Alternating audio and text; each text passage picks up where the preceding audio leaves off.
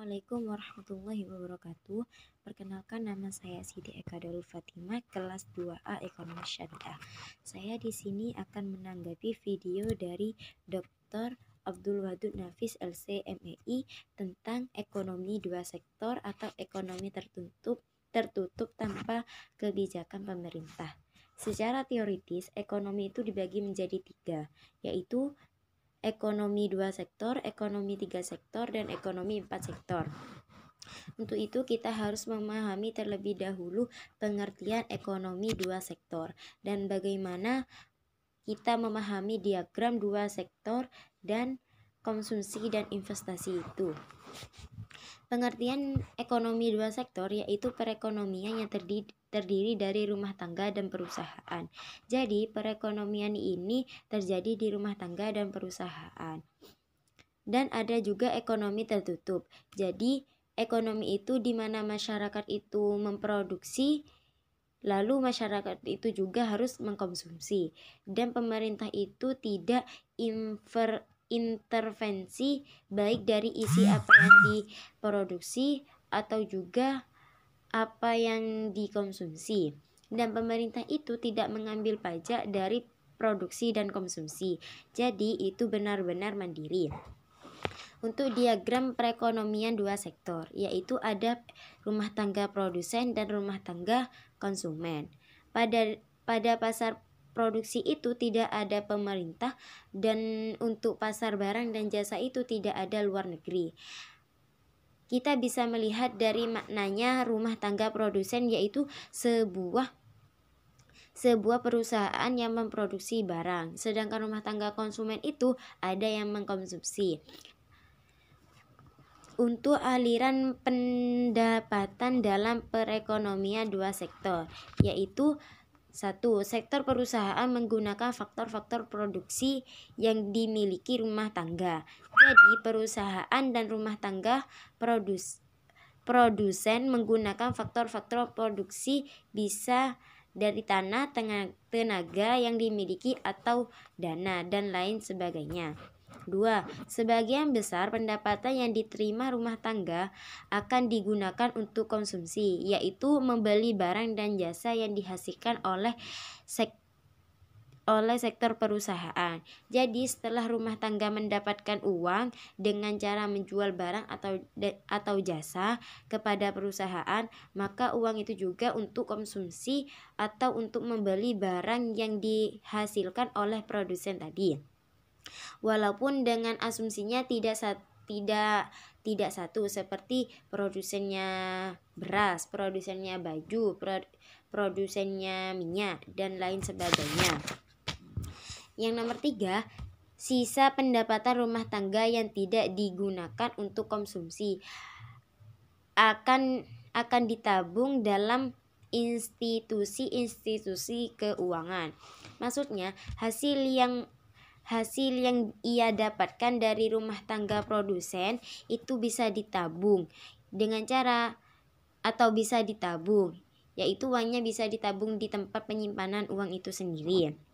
Untuk yang keempat, pengusaha yang ingin melakukan investasi akan meminjam tabungan rumah tangga yang dikumpulkan oleh institusi keuangan.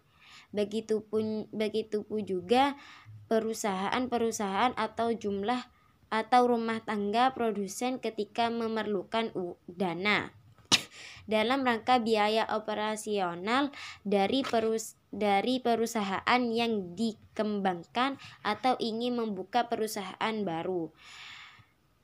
Apabila ia tidak cukup dana untuk melakukan perkembangan perusahaan baru itu tadi, maka ia akan meminjam uang rumah tangga konsumen yang uangnya disimpan di tabungan di tempat penyimpanan uang tadi.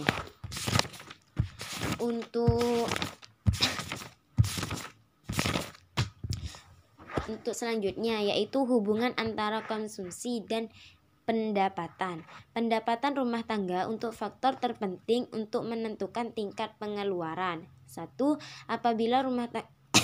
Apabila rumah tangga tadi tidak mendapatkan sama sekali pendapatan, pasti akan mengkonsumsi untuk memenuhi kebutuhan.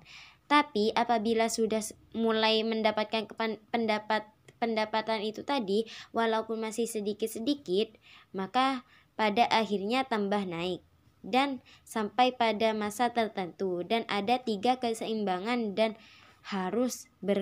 terus berkembang. Seperti halnya pendapatan konsumsi dan tabungan.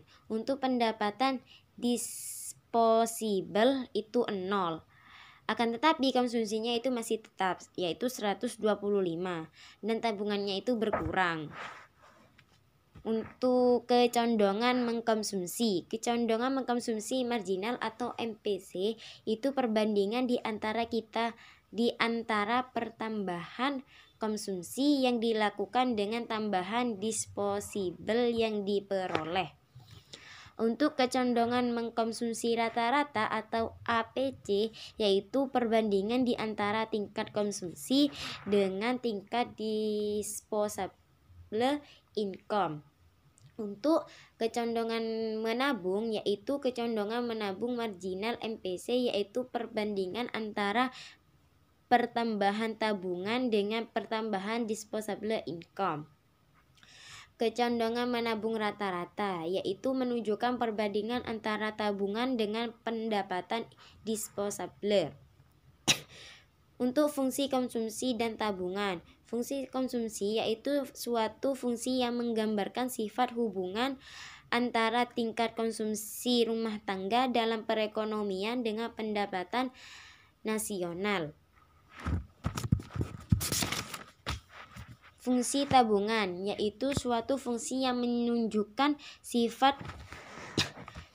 hubungan antara tingkat tabungan rumah tangga dalam perekonomian dengan pendapatan nasional. Untuk investasi dan fungsi investasi. Investasi itu sendiri sering dikenal dengan nama penanaman modal. Investasi merupakan komponen kedua yang menentukan pengeluaran agregat. Investasi juga meliputi pengeluaran untuk pembelian barang-barang modal seperti mesin-mesin dan peralatan-peralatan produksi. 2. Penggantian barang-barang modal yang telah didepresiasikan. 3. Pengeluaran untuk bangunan kantor, pabrik, dan lain sebagainya. 4. Pertambahan nilai stok barang-barang yang belum terjual.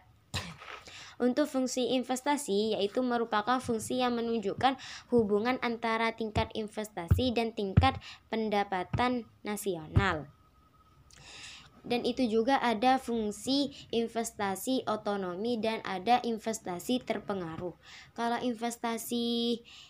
fungsi investasi otonomi itu yaitu investasi yang besarnya tetap atau jenis pendapatan nasionalnya itu tidak terpengaruh oleh besarnya pendapatan. Kalau investasi terpengaruh yaitu investasi yang besarnya terpengaruh oleh pendapatan nasionalnya. Semakin tinggi pendapatan nasionalnya, semakin tinggi investasinya juga. Untuk keseimbangan perekonomian negara. Dalam perekonomian, 2 sektor keseimbangan perekonomian negara tercapai apabila 1. Ketika pendapatan nasional sama dengan konsumsi yang diinvestasi dan investasi. Yang kedua, investasi sama dengan tabungan. Sekian tanggapan dari saya, kurang lebihnya mohon maaf. Assalamualaikum warahmatullahi wabarakatuh.